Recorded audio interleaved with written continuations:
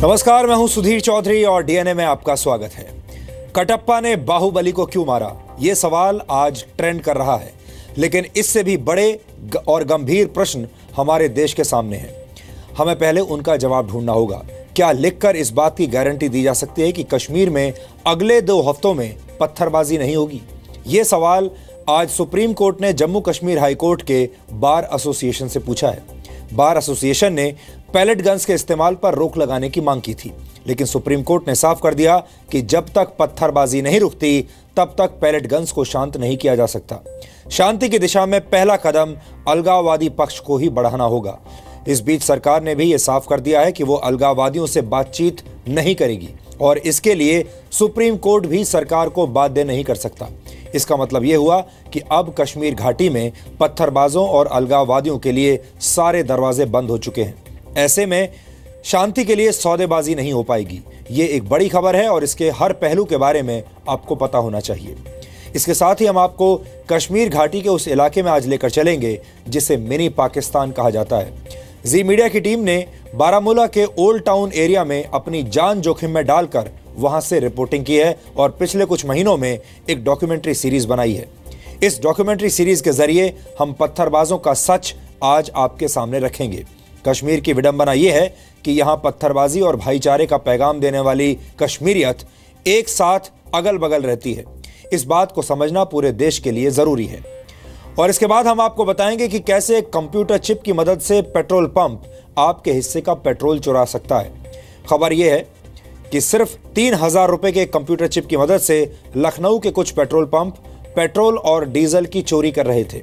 परेशानी की बात यह है कि अगर आप ऐसे कंप्यूटर चिप वाली किसी मशीन से पेट्रोल या डीजल भरवा रहे हैं तो आपको 10 लीटर पेट्रोल पर 1 लीटर तक का नुकसान हो रहा है।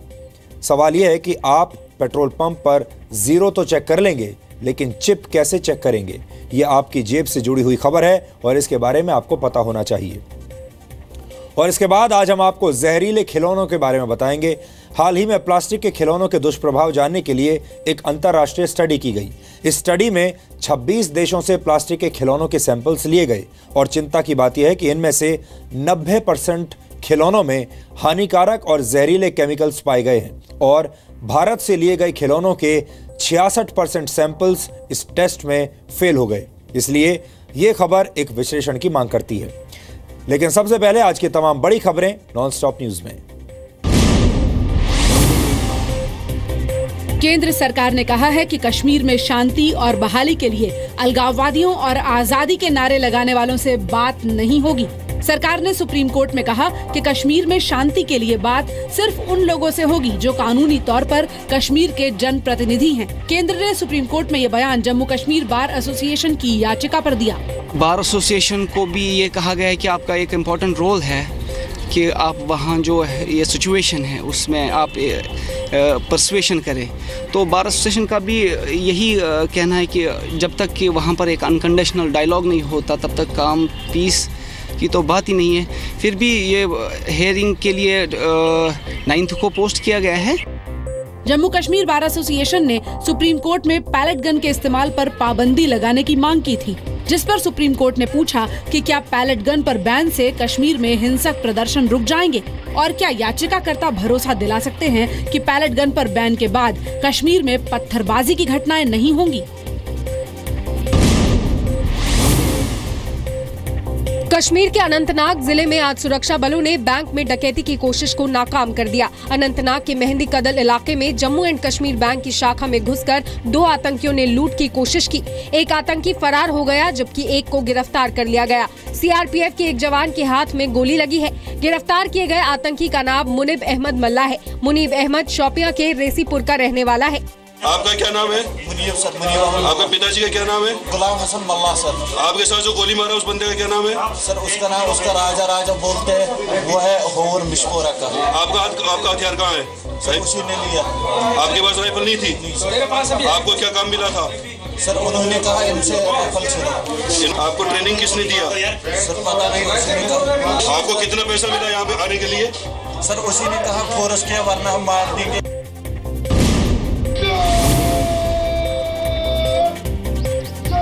कुपवाड़ा में सेना के कैंप पर आतंकी हमले के शहीदों को देश ने सलामी दी।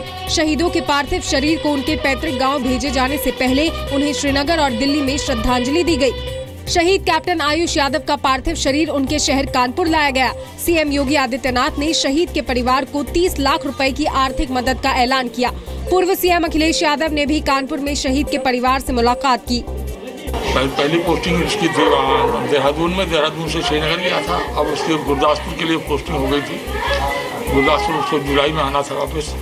शादी तो होनी थी, नहीं कुछ नहीं, उम्र 24 साल। शहीद जेसीओ भूप सिंह का पूरे राजकीय सम्मान के साथ अंतिम संस्कार किया गया। वहीं शहीद नायक वेंकट रमन्ना के भाई ने शहादत का बदला लेने के लिए खुद सीमा पर जाने की इच्छा जताई। नौकरी नहीं चाहिए, प्राइवेट में छोड़ दो हमको, उधर छोड़ दो, प्राइवेट में छोड़ दो। मरने के लिए मैं तैयार हूँ। अन्य सचिव मेरा भाई मरने के बाद इधर मेरे को जीना नहीं चाहिए। मेरे को उधर से मरना हूँ, मैं उधर मर रहा हूँ, नहीं तो उधर जाता हूँ। गृह मंत्री राजनाथ सिंह ने आज शाम पीएम मोदी से मिलकर सुकमा हमले की जानकारी दी। छत्तीसगढ़ के सुकमा में नक्सलियों के हमले में सीआरपीएफ के 25 जवान शहीद हो गए थे। आज छत्तीसगढ़ में नक्सलियों पर इनाम के पोस्टर जारी किए गए हैं। सीआरपीएफ ने आज नक्सलियों के खिलाफ और कड़ाई से ऑपरेशन चलाने का भी ऐलान किया है। क्रिकेटर गौतम गंभीर ने सुकमा नक्सली हमले में शहीद सीआरपीएफ के 25 जवानों के परिवारों की मदद का ऐलान किया है। उनकी संस्था गौतम गंभीर फाउंडेशन शहीदों के बच्चों की पढ़ाई का पूरा खर्च उठाएगी। गौतम गंभीर के मुताबिक उनकी टीम ने इसके लिए काम करना भी शुरू कर दिया है। He set a good example as a patriotic citizen and a well-meaning citizen. He should inspire others also. IAS अधिकारियों ने भी नक्सली हमलों और आतंकवाद के खिलाफ अभियान में शहीद हुए जवानों के परिवारों को गोद लेने की पहल की है। अधिकारी अपनी तैनाती वाले इलाकों में ऐसे परिवारों की पहचान करेंगे और उन्हें सरकार की ओर से मिलने वाली सुविधाएं दिलाने में मदद करेंगे। कांग्रेस अध्यक्ष सोनिया गांधी के दामाद और कारोबारी रॉबर्ट वाड्रा पर हरियाणा में एक जमीन सौदे पर गैर कानूनी ढंग से मुनाफा कमाने का आरोप लगा है। एक अखबार में छपी खबर के मुताबिक वाड्रा के जमीन सौदों की जांच कर रहे ढींगरा कमीशन ने माना है कि 2008 में पैसा लगाए बिना वाड्रा ने 50 करोड़ मुनाफा कमाया। हालांकि हरियाणा सरकार ने इस पर कुछ भी कहने से इनकार किया है। हाईकोर्ट से पूछोगे कब वो उसको बैन उठाने वाले हैं। वहीं कांग्रेस ने आरोप लगाए हैं कि हाईकोर्ट के निर्देश के बावजूद बीजेपी के इशारे पर रिपोर्ट लीक कराई गई है। ऐसा कांग्रेसी नेताओं के साथ साथ उनके परिवार के लोगों को बदनाम करने की कोशिश के तहत किया जा रहा है। पीएमओ के अंदर एक प्रकोष्ठ बना दिया गया है, जहाँ तक मेरी जानकारी है। उसका काम यही है, आप राज्यों में कांग्रेस नेताओं पर झूठे मुकदमे दायर करो, उनको बदनाम करो, सीबीआई पीछे लगा दो। ये इनका षड्यंत्र है पूरी सरकार का। यूपी के सीएम योगी आदित्यनाथ ने अपने मंत्रियों को अपने अपने विभागों का श्वेत पत्र जारी करने के निर्देश दिए हैं। सीएम ने कहा है कि सभी मंत्री अपने और प्रभार वाले जिलों का दौरा कर केंद्र और राज्य सरकार की योजनाओं की समीक्षा करें। सीएम योगी ने भ्रष्टाचार के खिलाफ जीरो टॉलरेंस पॉलिसी अपनाने को भी कहा है। उन्होंने हर जिले के डीएम और एसपी को जनता दरबार लगाने और रोज सुबह 9 बजे से 11 बजे तक जनता के लिए उपलब्ध रहने को कहा है। योगी सरकार अपने 100 दिन के कामकाज का रिपोर्ट कार्ड भी पेश करेगी। 100 दिन के बाद सभी मंत्री अपने अपने विभागों का प्रस्तुतिकरण माननीय मुख्यमंत्री जी के समक्ष करेंगे और जिन जिन विभागों को जो टास्क दिया है वह टास्क हमको समय के रहते पूरा करना है। यूपी में लेट लतीफ अफसरों पर भी लगाम लगाने की तैयारी है। अफसरों को निर्देश दिए गए हैं कि वो लोगों की शिकायत सुनने के लिए दफ्तर में मौजूद रहें। सीएम योगी सुबह 9 बजे से शाम 6 बजे के बीच किसी भी वक्त लैंडलाइन पर अधिकारियों को फोन कर सकते हैं।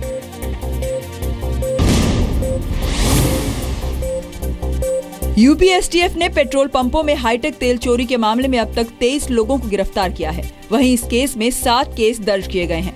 लखनऊ में इलेक्ट्रॉनिक चिप और रिमोट सेंसर से तेल चोरी के मामले में 7 पेट्रोल पंप्स पहले ही सील किए जा चुके हैं।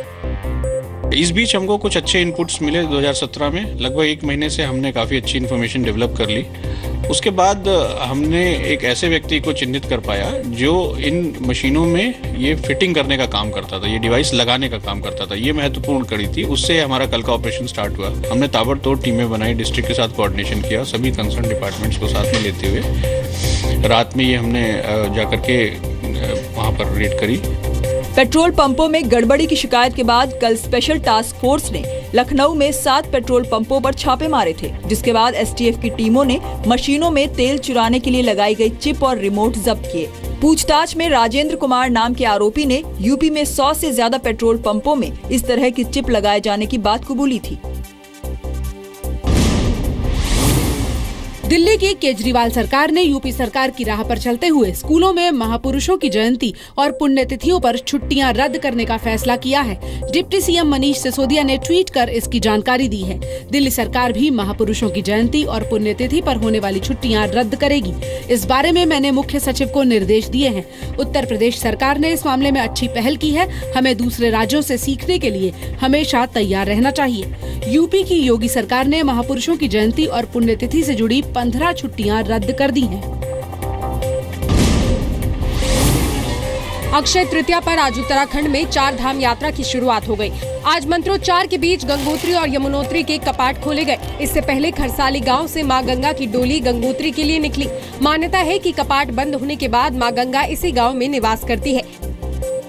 पुण्य का दिन है अक्षय तृतीया का, जिसमें गंगा जी के कपाट खुलते हैं। कल गंगा जी मुखवा से चली, रात को भैरवघाटी रही। माँ गंगा सारे भारत और सारे विश्व को स्मृति और खुशी दे।